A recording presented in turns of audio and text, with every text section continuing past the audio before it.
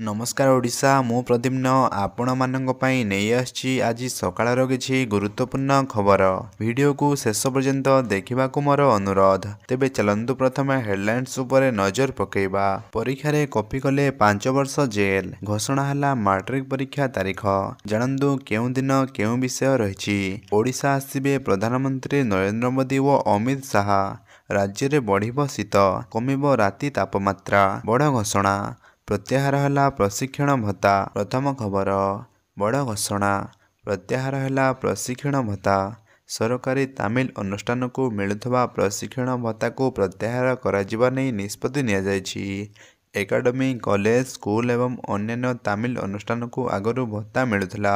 Gopabandhu academy Madhusudan Das regional academy Biju Patnaik police academy Odisha judicial academy भली तामिल अनुष्ठान ऑफिसर एवं स्टाफ कर प्रशिक्षण भत्ता प्रत्याहार करा जायछि। प्रथम खबर परीक्षा रे कॉपी कले 5 वर्ष जेल।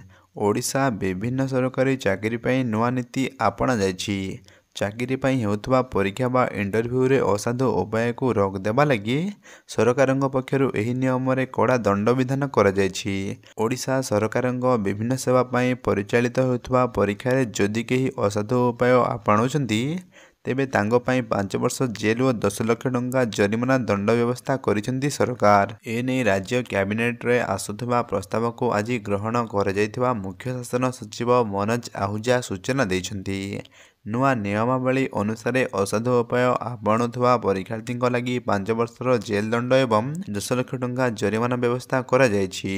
जदि यह कौनसी परीक्षा नियंत्रण करुथबा संस्था हुए तो एही जरिमाना 1 कोटी को पहुंचवा सह संपृक्त एजेंसी को कौनसी परीक्षा परिचालन लगी प्रतिबंधक जारी करने को मध्य कैबिनेट प्रस्ताव ग्रहण करिसेंती।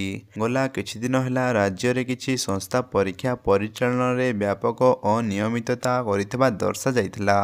एपरिकी एहाकू केंद्र करी परीक्षा बोर्ड आगरू विभक्ष देखा मिली। एबे कैबिनेट को एही प्रस्ताव अनुमोदन आगकू कड़ाकड़ी नियम पालन को गुरुत्व देछि। परवर्ती खबर घोषणा हला मैट्रिक परीक्षा तारीख। आसंता फेब्रुआरी 21 तारीख रु आरंभ हेबो मैट्रिक परीक्षा। मार्च 6 तारीख पर्यंत परीक्षा चलिबो। आज मैट्रिक परीक्षा सूची प्रकाश करिछि माध्यमिक शिक्षा परिषद। सेही अनुसार जेउ दिन विभिन्न विषय रे परीक्षा रहिछि ताहा फेब्रुआरी 21 रे प्रथम भाषा ओडिया परीक्षा, फेब्रुआरी 24 रे द्वितीय भाषा इंग्राजी परीक्षा, फेब्रुआरी 27 रे गणित परीक्षा, मार्च 1 रे विज्ञान परीक्षा हेबो, मार्च 3 रे सामाजिक परीक्षा, मार्च 6 रे तृतीय भाषा हिंदी संस्कृत परीक्षा। एने माध्यमिक शिक्षा परिषद पक्षरु कहा जायछि। सकाळ 9 रु दिन 11:30 पर्यंत चलिबो परीक्षा। गणित परीक्षा पई अधिक 15 मिनिट समय दियाजिबो बोली बोर्ड तरफरु कहा जायछि। परवर्ती खबर ओडिशा आसीबे प्रधानमंत्री नरेंद्र मोदी व अमित शाह।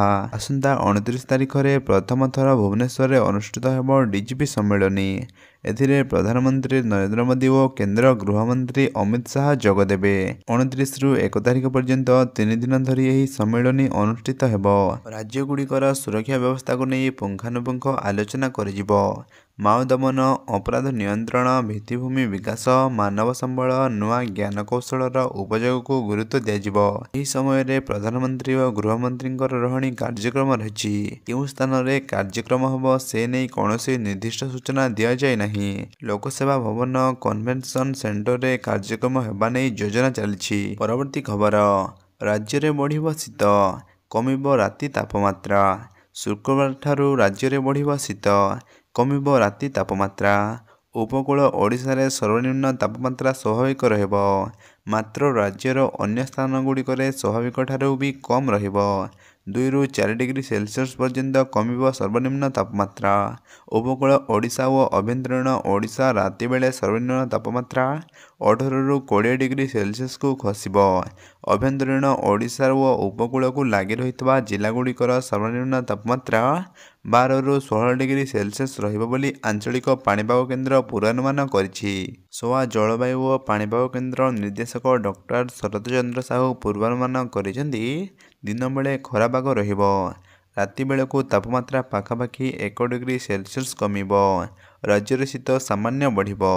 उत्तर व उत्तर पश्चिम दिगरु पवन बहिबो। ସମୁଦ୍ରକୂଳରୁ ପବନ ବହିବା କମିବ। ଆସନ୍ତା 19 ରୁ 20 ତାରିଖ ପର୍ଯ୍ୟନ୍ତ ରାଜ୍ୟରେ ଏଭଳି ସ୍ଥିତି ରହିବ ବୋଲି ଡକ୍ଟର ସାହୁ ଆକଳନ କରିଛନ୍ତି। ଆଜି ପାଇଁ ଏତିକି ଦର୍ଶକ ବନ୍ଧୁ। ଦେଖାହେବା ଏମିତି ନୂଆ ନୂଆ ଖବର ଉପରେ। ଯଦି ଆପଣମାନଙ୍କୁ ଏହି ଭିଡ଼ିଓଟି ପସନ୍ଦ ଆସିଥାଏ ତାହେଲେ ଭିଡ଼ିଓଟି ଗୋଟିଏ ଲାଇକ୍ କରି ଚ୍ୟାନେଲଟିକୁ ସବସ୍କ୍ରାଇବ୍ କରିଦିଅନ୍ତୁ। ଧନ୍ୟବାଦ।